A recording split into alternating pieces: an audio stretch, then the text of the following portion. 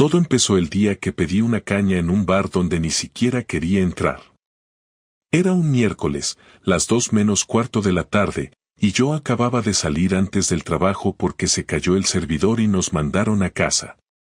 No tenía hambre, pero no quería volver a mi piso vacío a mirar el techo, así que me metí en el Manjar, ese bar pequeño frente al mercado central donde nunca hay nadie.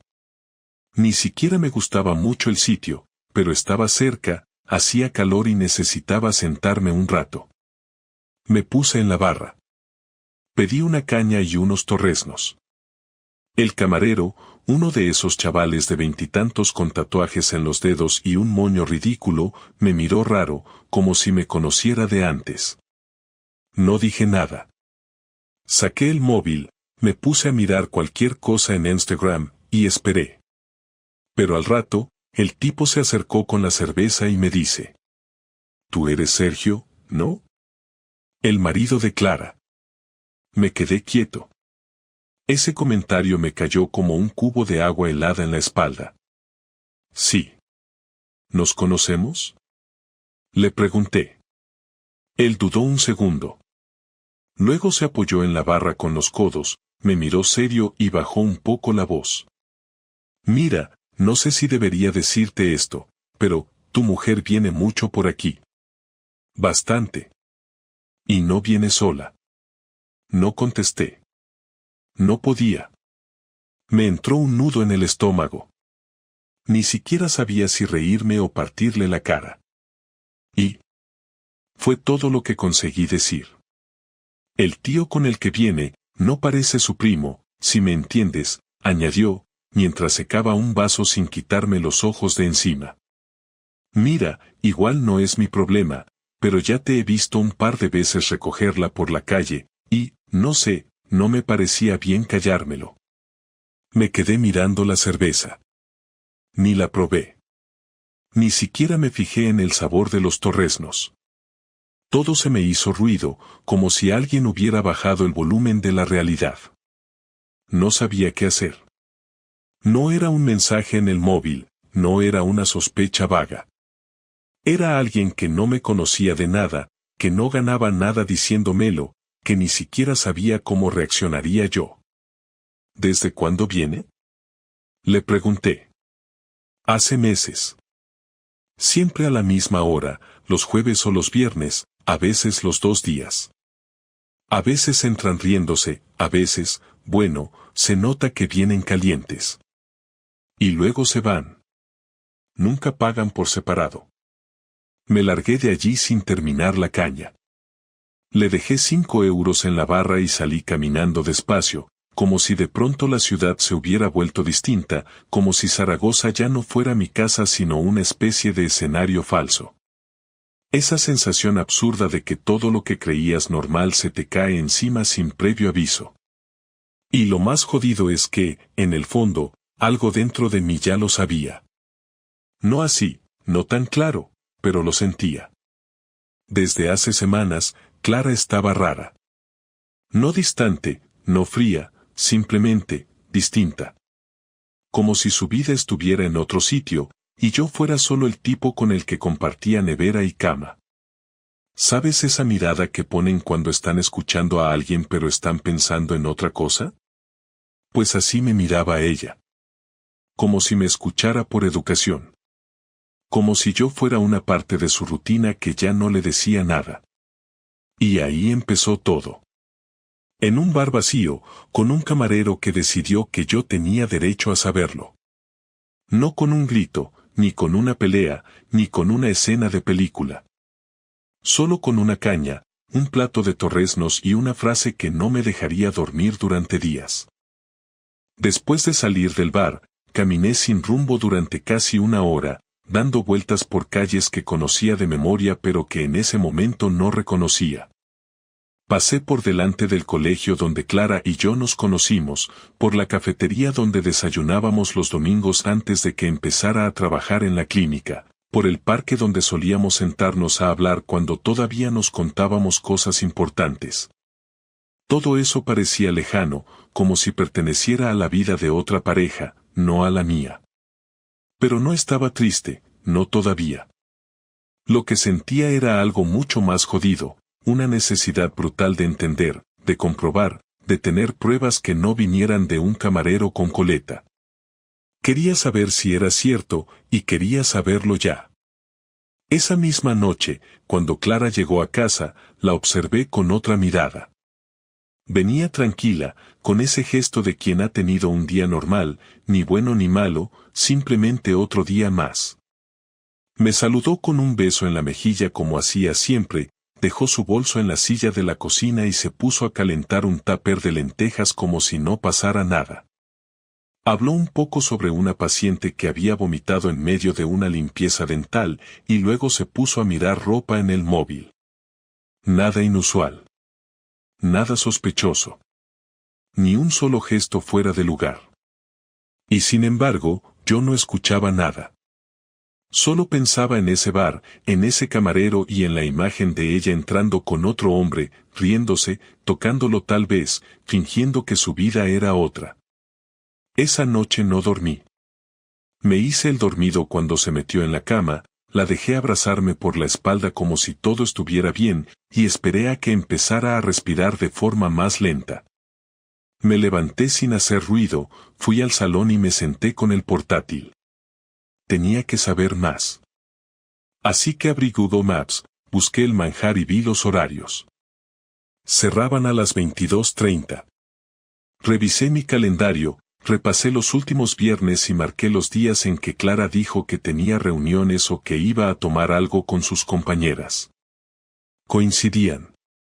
No todos, pero muchos. Demasiados. A la mañana siguiente fingí que tenía una reunión en la oficina y salí antes que ella. En realidad, fui al bar. Me senté en la misma barra, mismo sitio. El camarero me reconoció al instante y vino directo. ¿Volvió ayer? Le pregunté. No. Pero mañana fijo. Siempre cae en viernes. Le agradecí y le dije que quería saber más. Me miró, dudó, y luego sacó el móvil. Mira, esto es de la semana pasada. Me mostró una foto. Era Clara, sin duda. Estaba entrando al bar con un tipo que no reconocí. No se estaban tocando, no se estaban besando, pero estaban demasiado juntos. Esa cercanía que uno no tiene con una compañera de trabajo. Él le estaba diciendo algo al oído y ella se reía, echando la cabeza hacia atrás. Eso fue suficiente. No necesitaba más. Volví al bar el viernes. Esta vez me senté en una mesa del fondo, en la esquina, donde podía ver la puerta sin ser visto. Llegaron a las 20:45. Ella iba con una blusa negra que no le había visto en casa. Él llevaba una chaqueta de cuero. Se sentaron en la barra, pidieron vino. El camarero me miró de reojo, como diciéndome ahí tienes lo que querías. Me tragué el orgullo y me quedé allí, viendo cómo Clara tocaba su brazo al reírse, como él la miraba con esa cara de imbécil encantado de sí mismo, como ella no era la misma persona que dormía conmigo cada noche. Me costó mantenerme sentado. Las manos me temblaban. Me dolía el pecho, pero no como en las películas, no era una herida emocional romántica, era rabia contenida, asco, impotencia. Estuve a punto de levantarme y partirle la cara al tipo, pero no. No todavía. Esa noche no dije nada. Fingí un dolor de cabeza, me metí en la cama antes que ella. Escuché cómo se duchaba, cómo se secaba el pelo, cómo se metía en la cama como si todo estuviera bien. Y en ese momento entendí que sí, que todo esto era real. Que estaba con otro, que ya no me quería, que tal vez nunca me quiso como yo pensaba. Y lo peor era que ella no tenía ni idea de que yo lo sabía. Me trataba como siempre, me pedía que comprara leche, me preguntaba si tenía hambre, me daba un beso antes de salir a trabajar. Y cada uno de esos gestos me provocaba más rechazo. Pasé todo el fin de semana planeando. No sabía bien qué quería hacer, pero tenía claro que no podía seguir fingiendo. No podía quedarme ahí, sonriendo en la mesa del desayuno mientras ella se follaba a otro en las noches que decía que tenía cena de empresa. Pensé en grabarlos. Pensé en seguirlos. Pensé en buscar el nombre del tipo, encontrar su dirección, su familia, su trabajo. Pensé en muchas cosas. Ninguna buena. Pero necesitaba más. Necesitaba pruebas. El lunes por la mañana le dije que tenía una reunión fuera de la ciudad. Que me iba todo el día. Era mentira. Me quedé en Zaragoza. Y la seguí. Desde su trabajo, esperé a que saliera. Caminé a distancia, cambiando de acera, escondiéndome detrás de marquesinas. Se encontró con él en una calle cercana. No se saludaron como amigos. Se abrazaron. Ella le acarició la nuca. Él le agarró la cintura. Y luego caminaron juntos hacia un portal. Se besaron antes de entrar. Eso fue todo. No necesitaba más. No hacía falta que me lo confirmara ella. No hacía falta que me diera explicaciones. Lo había visto con mis propios ojos. Ya no había vuelta atrás. Y lo peor no fue verla con él. Lo peor fue que no sentí tristeza. Ni siquiera sorpresa. Sentí algo más seco, más frío. Sentí que algo dentro de mí se había roto, no por lo que ella hizo, sino porque yo lo permití. Porque me había vuelto ciego. Porque no quise ver las señales. Volví a casa antes que ella. Me preparé una copa. Me senté en el sofá. Y esperé. Esta vez, sí iba a hablar. Esta vez no me iba a callar nada. Cuando Clara llegó esa tarde, yo ya estaba sentado en el sofá con una copa en la mano, mirando la tele apagada sin ningún interés real en lo que estaba haciendo. La puerta se cerró detrás de ella y en cuanto oí el sonido de sus llaves sobre la mesita supe que no había vuelta atrás. No tenía nada preparado, ni un discurso mental ni una estrategia inteligente, solo tenía una certeza clara, esta vez sí iba a confrontarla, sin rodeos, sin dejar que me diera excusas, sin permitir que evitara la conversación como hacía últimamente cada vez que algo no le convenía. Ella entró en el salón con su tono habitual y dijo que había mucho tráfico y que estaba cansada, pero su voz me sonó falsa, probablemente porque ya no podía escucharla igual después de haber visto lo que vi esa mañana. Esperé unos segundos y luego le dije que se sentara, que teníamos que hablar.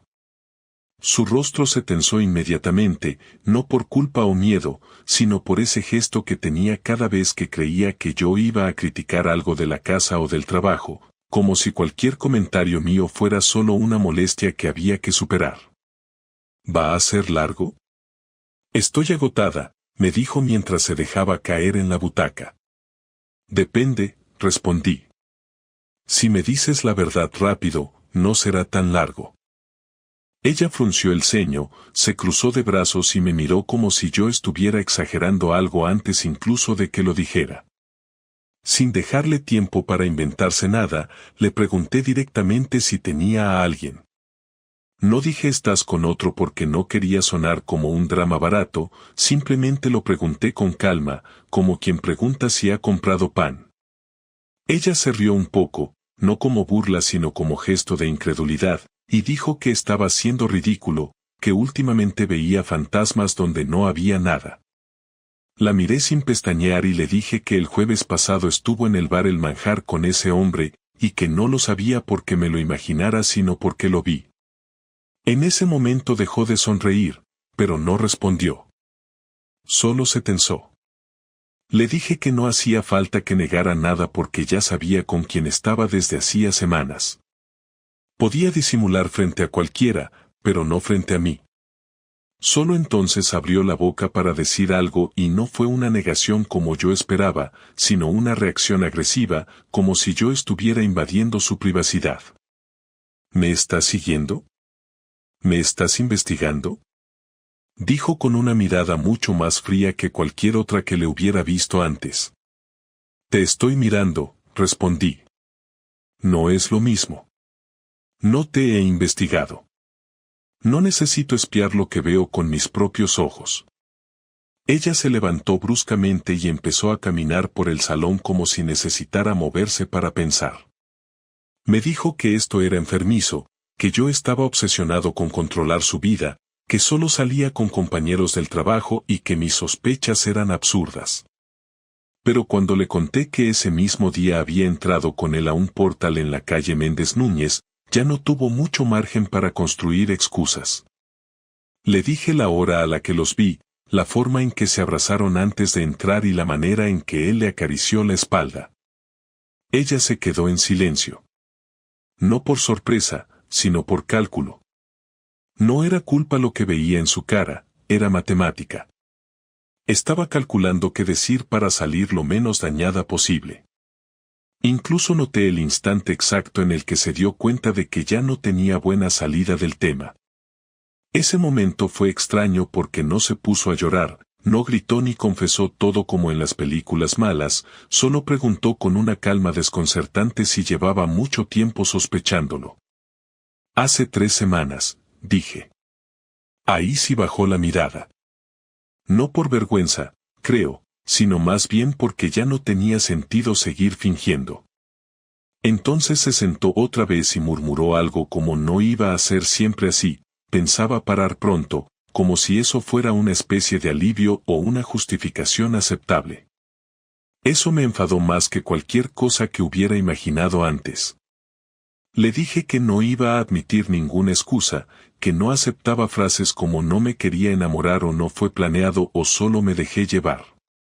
Le dije que si ese era su plan de defensa, podía ahorrárselo porque no tenía interés en escuchar su versión romántica de algo que era bastante simple.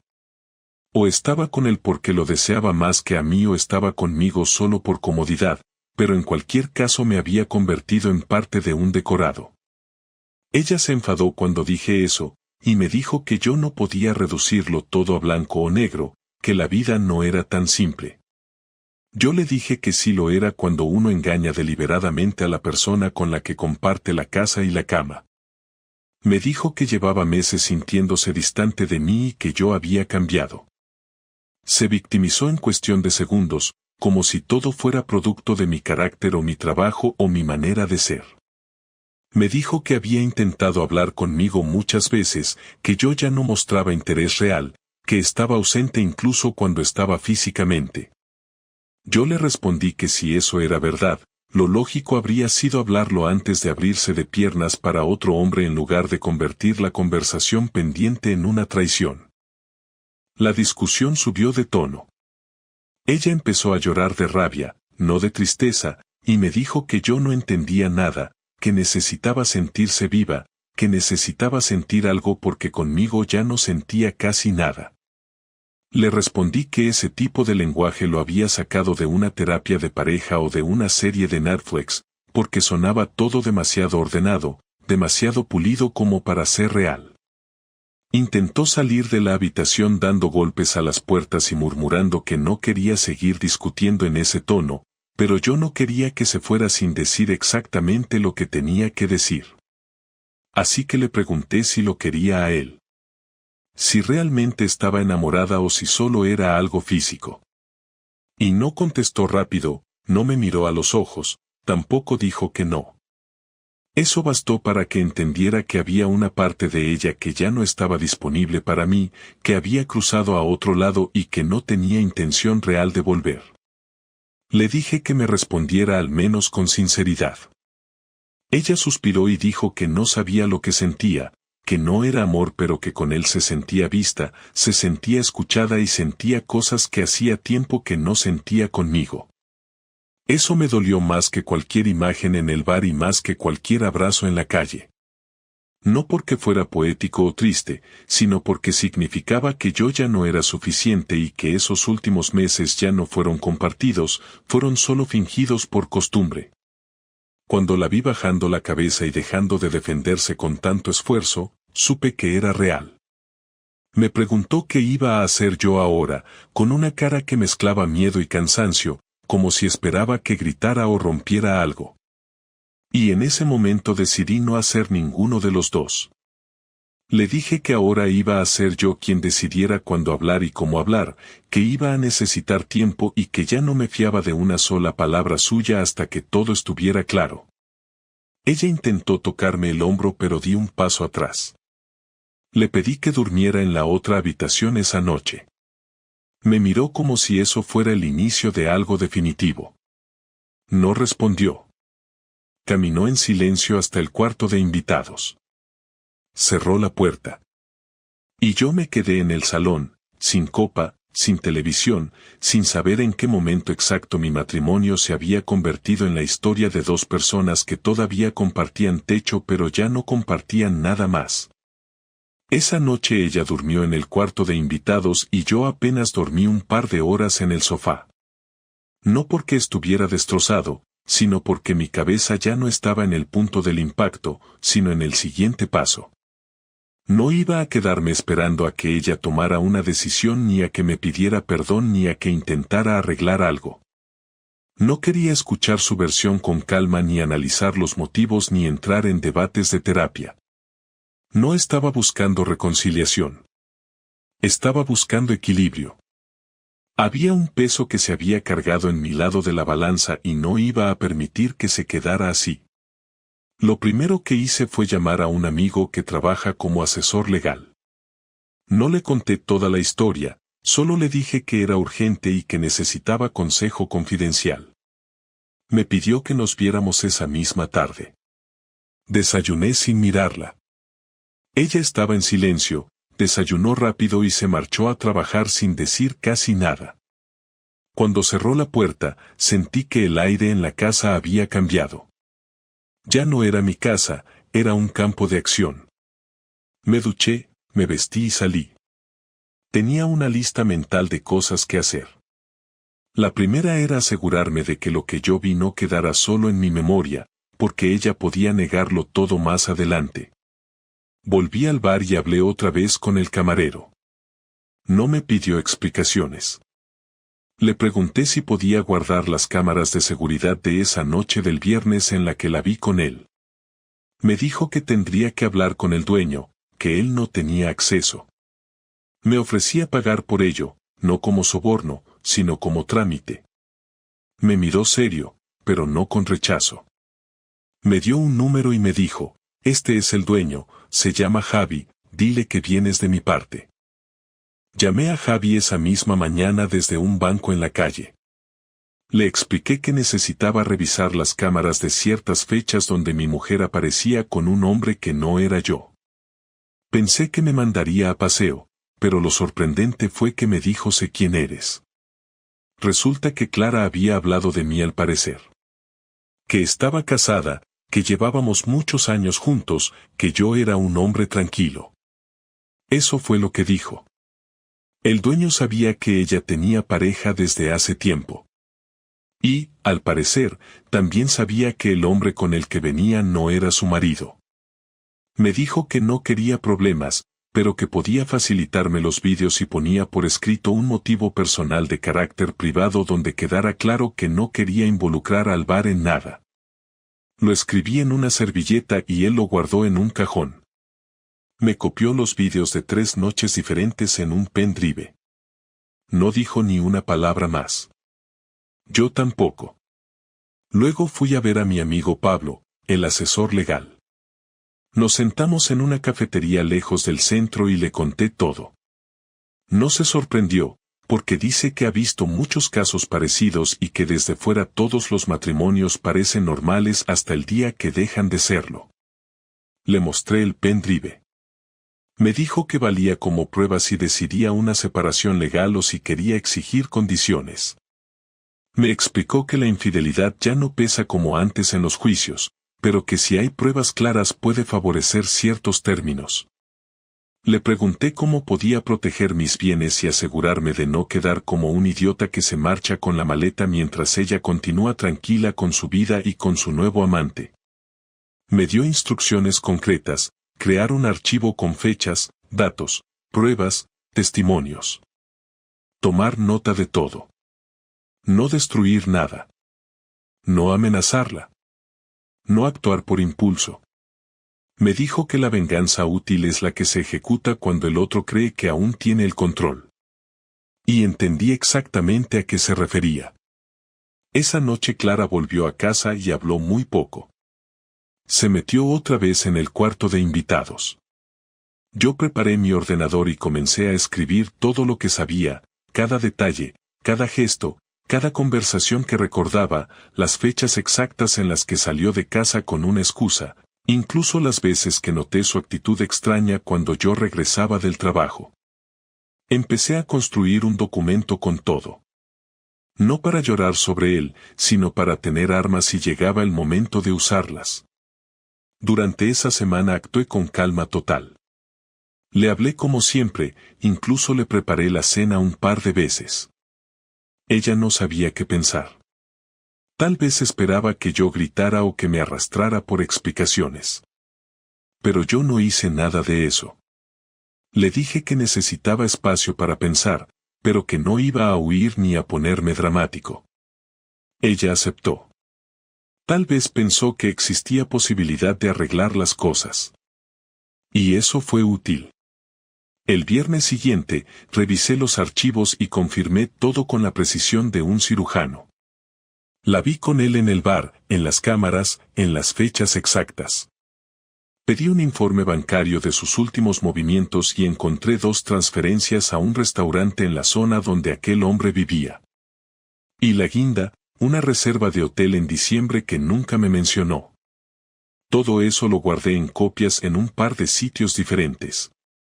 Me aseguré de que, aunque perdiera el ordenador, las pruebas no desaparecieran. Empecé a planear la parte práctica de mi venganza. No sería violenta, no sería caótica, sería ordenada. Lo primero que hice fue crear una carpeta dirigida solo a su familia, capturas de pantalla del hombre abrazándola en la calle, las facturas, los vídeos del bar. Lo segundo fue preparar un correo automático para su jefe en caso de que ella intentara ponerme cualquier denuncia falsa o se victimizara ante terceros. No quería arruinarle la vida exactamente, pero sí quería que entendiera que su traición tenía consecuencias. Un sábado por la mañana, Clara me preguntó si todavía pensaba seguir juntos o si ya tenía decidido separarme. Lo preguntó casi como quien pregunta si va a llover. Le dije que yo no era el que tenía que responder primero, que ella era la que debía explicar qué pretendía hacer con ese hombre. Le pregunté si pensaba dejarlo o si pensaba llevar una doble vida. Ella no contestó directamente, solo dijo que no sabía lo que sentía, que no se iba a ir de casa, que necesitaba pensar.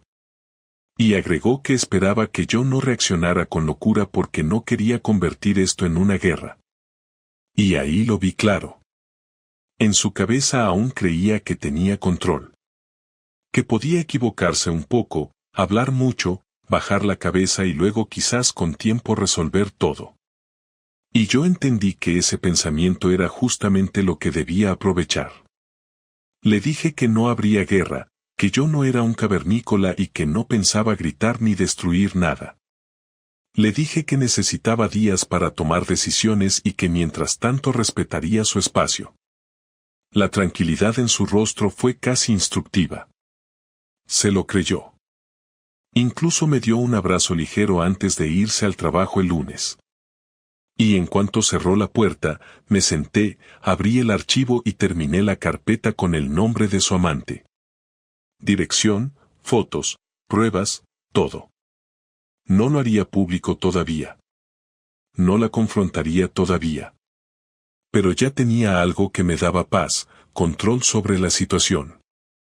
Y cuando uno recupera el control, deja de ser víctima. La venganza ya no era rabia. Era trabajo. Y yo estaba dispuesto a hacerlo bien. La conversación final no fue como la imaginé, ni como seguramente ella esperaba. No hubo gritos, no hubo llanto, no hubo promesas de cambio ni súplicas ridículas. Fue una charla directa, seca, pero absolutamente clara. Decidí que sería en un domingo por la tarde, cuando ambos estuviéramos en casa y no tuviéramos ninguna excusa para interrumpirnos ni urgencias externas que disfrazaran la incomodidad del momento. Ella estaba en el salón, viendo una serie que apenas seguía, tumbada en el sofá con esa comodidad falsa de quien intenta hacer como si nada pasara. Me senté frente a ella, sin rodeos, sin pausas teatrales ni silencios prolongados. Le dije que había tomado una decisión. Me miró sin moverse, pero su expresión cambió apenas dije esas palabras. Se incorporó un poco, dejó el mando a un lado y esperó a que continuara. No parecía asustada, parecía resignada. Tal vez pensó que le diría que me iba, que lo dejaríamos por las buenas, que firmaríamos algún papel, y cada uno a su vida. Pero no fue eso lo que le dije. Le conté, punto por punto, todo lo que sabía. Le hablé de los vídeos del bar, de las fechas, de los movimientos bancarios, de las fotos, de las veces que la vi con él, de lo que dijo en aquella conversación en el bar mientras yo estaba a escasos metros. Le dije que tenía todo registrado, documentado y guardado en varios lugares. Le aclaré que no lo hacía por despecho, que no era una reacción emocional, que no estaba intentando salvar nada, sino cerrar todo de la forma más clara posible. Ella no me interrumpió. No lo negó. No puso caras de víctima. Solo escuchaba con atención, como si se tratara de una reunión de trabajo y no del colapso absoluto de un matrimonio. No quiero volver a vivir con alguien en quien no confío, le dije. Y tú no vas a recuperar esa confianza aunque vivamos 10 años más en esta casa. Eso está muerto. Ella cruzó los brazos, bajó la vista y luego preguntó qué pensaba hacer. Le respondí que quería que se fuera del piso. Que le daría una semana para buscar otro lugar y que después de eso no quería verla aquí. No grité, no le impuse nada. Le ofrecí incluso ayudarla a encontrar un sitio si necesitaba, pero que este espacio, nuestra casa, ya no era compartido. Me dijo que legalmente yo no podía echarla sin un proceso, y le respondí que no la estaba echando con violencia, que simplemente le estaba pidiendo que se fuera, que si no quería hacerlo por las buenas, iniciaríamos el proceso legal. Pero que ella sabía perfectamente que estaba en una situación moral en la que no podía exigir mucho. Intentó entonces cambiar el tono. Me dijo que no lo planeó, que todo se descontroló, que fue algo que empezó sin saber cómo parar. Le dije que eso no me importaba. Que yo no era un terapeuta ni un juez de emociones. Que ella había tomado decisiones y que ahora yo tomaba las mías. Me preguntó si había alguien más, como si eso hiciera alguna diferencia. Le dije que no.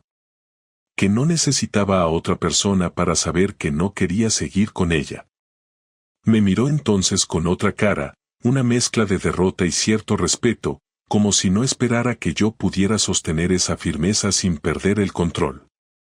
¿Y esto es definitivo?, preguntó después de un silencio incómodo. Lo decidiste tú cuando empezaste a salir con ese tipo, le contesté.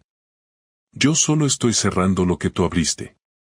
Entonces dijo lo que muchas personas en su lugar dicen cuando ya no tienen escapatoria, que no quería que termináramos así, que pensaba que aún había algo entre nosotros, que no sabía cómo se había llegado a este punto. Me limité a mirarla. No respondí.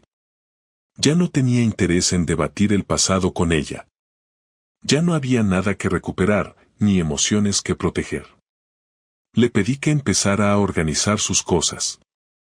Le dije que no necesitaba irse en un día ni en dos, pero que en 7 días esperaba que hubiera tomado una decisión concreta. Que no le deseaba el mal, pero que no quería compartir espacio con alguien que eligió deslealtad con tanta facilidad. Los días siguientes fueron tensos, pero no por drama, sino por el silencio. Ella salía temprano, volvía tarde, no hablaba mucho. No lloraba. No discutía. Guardaba cosas. Ordenaba ropa. Hacía llamadas. No sé si a su amante o a una amiga, no me importaba. Yo tampoco le hablaba más de lo necesario. Coordinamos lo básico, pero sin gestos innecesarios. No hubo abrazos finales, ni intentos de último momento. No hubo sexo de despedida. Nada. Era todo funcional, como si ya fuéramos dos desconocidos que compartían cocina y baño mientras terminaban de resolver una mudanza. En cierto momento me preguntó si pensaba contarle todo a su familia. Le dije que no era mi prioridad, pero que si ella intentaba manipular la versión de los hechos, entonces sí. Y no como venganza, sino como protección. Le dije que tenía pruebas más que suficientes para que nadie se tragara una versión en la que yo era el malo. Cuando se fue, el siguiente domingo, no lo hizo con drama.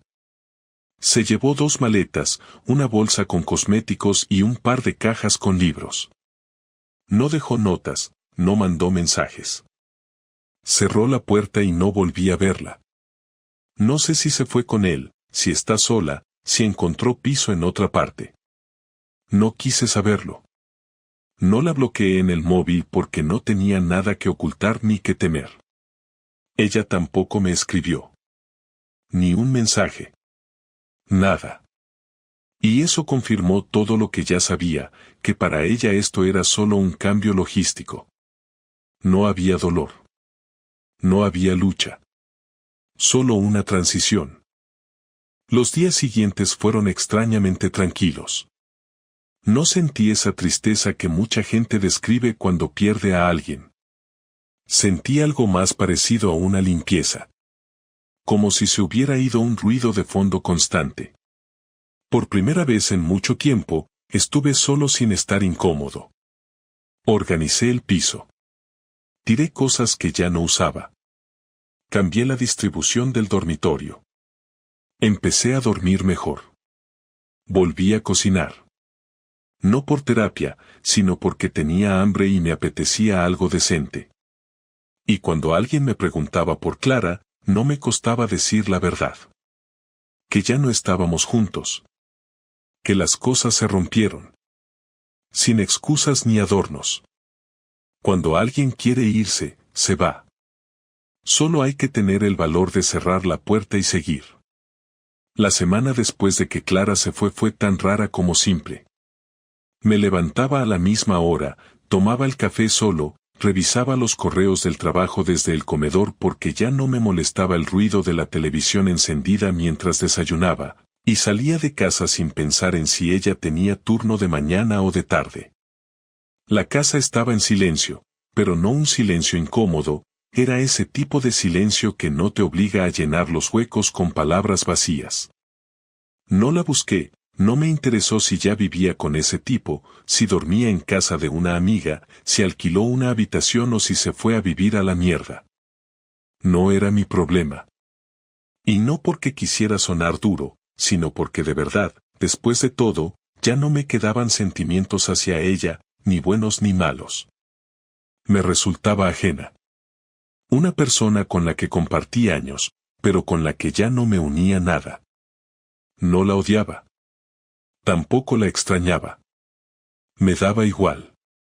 Durante esa semana algunos amigos en común me escribieron. 2 de ellos, por educación, para preguntarme cómo estaba.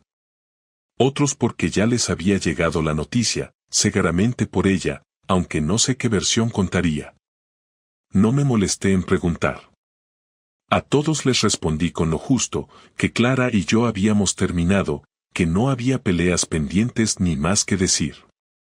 No entré en detalles con nadie, excepto con Pablo, el único que había estado al tanto desde el principio y que me ayudó a cerrar el tema legal. Con él sí hablé un rato largo. Me dijo que había manejado todo mejor de lo que esperaba, que pensaba que en algún momento me vendría abajo o que intentaría alguna estupidez. Le respondí que no tenía energía para hundirme. Que una vez que vi la verdad, la rabia duró un par de días, pero después solo quedó claridad. No voy a decir que fue fácil. Me pasé muchas noches repasando escenas antiguas, dándome cuenta de detalles que antes no veía, como pequeñas mentiras sobre horarios, llamadas que recibía y se levantaba a contestar en la cocina, sonrisas raras cuando le llegaban ciertos mensajes, ese tipo de cosas que uno no quiere ver mientras todo aparente ir bien. Pero no me dolió tanto lo que pasó al final, sino haber sido tan ingenuo durante tanto tiempo. Un día, mientras ordenaba unos cajones del dormitorio que ella había dejado casi vacíos, encontré un álbum de fotos. No lo abrí. Lo metí en una bolsa y lo llevé al trastero. No porque me afectara, sino porque no tenía ganas de ver recuerdos de algo que ya no significaba nada. Me di cuenta de que muchas cosas en la casa ya no tenían sentido.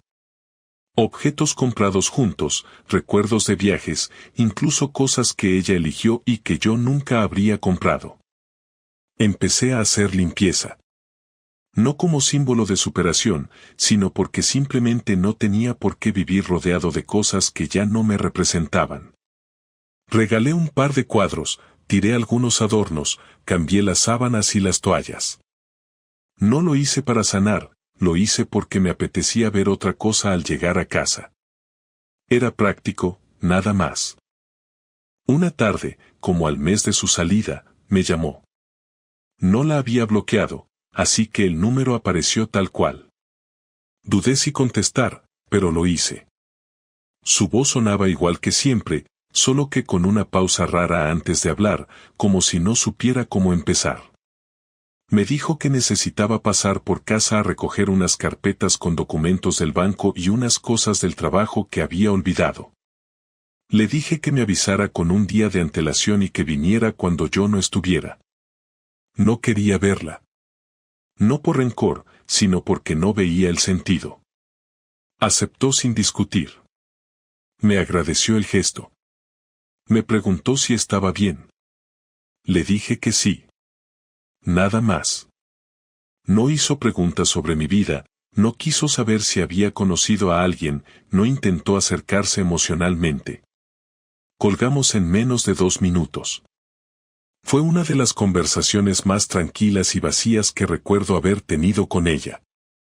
A los pocos días me mandó un mensaje diciendo que ya había pasado por el piso, que había recogido lo que necesitaba y que no había tocado nada más. Le respondí con un simple ok. No hubo más contacto. Me alegré de que no intentara abrir más temas. Porque sé cómo son algunas personas, cuando ven que no estás hundido, quieren volver, aunque sea para comprobar que siguen teniendo algún tipo de poder sobre ti. Pero Clara no lo hizo. Tal vez porque entendió que ya no había forma de recuperar nada, o tal vez porque estaba demasiado ocupada con su nueva vida. No lo sé, y no quiero saberlo. Con el tiempo, lo que más me sorprendió fue que no sentía vergüenza al contar lo que me había pasado. No me sentía débil por haber sido engañado, ni menos hombre, ni ingenuo. Me sentía alguien que había reaccionado a tiempo. Alguien que no se quedó llorando en el sofá ni preguntándose qué había hecho mal. Porque puede que yo no haya sido el mejor marido del mundo, pero tampoco fui un imbécil. No fui violento, no fui frío, no fui infiel. Fui leal. Y con eso me bastaba para mirar a cualquiera a los ojos sin sentirme menos. Hace poco, uno de nuestros amigos en común me dijo que había visto a Clara por el centro, con el tipo este. No pregunté detalles. No hice comentarios. No me interesaba. Me preguntó si no me molestaba que siguieran juntos. Le dije que no. Que me molestaría si la tuviera todavía aquí y supiera que me estaba mintiendo todos los días. Pero que ahora ya no era asunto mío.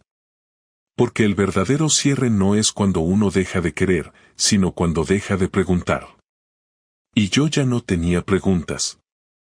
Todo estaba claro. Ella eligió su camino. Yo elegí el mío. Ahora mismo vivo tranquilo. Salgo más. Veo a gente que antes había dejado de ver. No me metí en ninguna relación todavía, pero tampoco lo descarto. No me cerré a nada.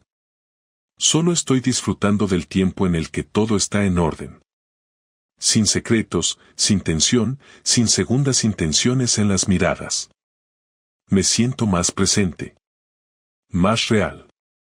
Y si algo aprendí de todo esto, es que uno puede pasar años al lado de alguien sin conocerlo de verdad. Pero cuando finalmente lo ves, ya no hay forma de desverlo. Y ahí es donde empieza la verdadera libertad.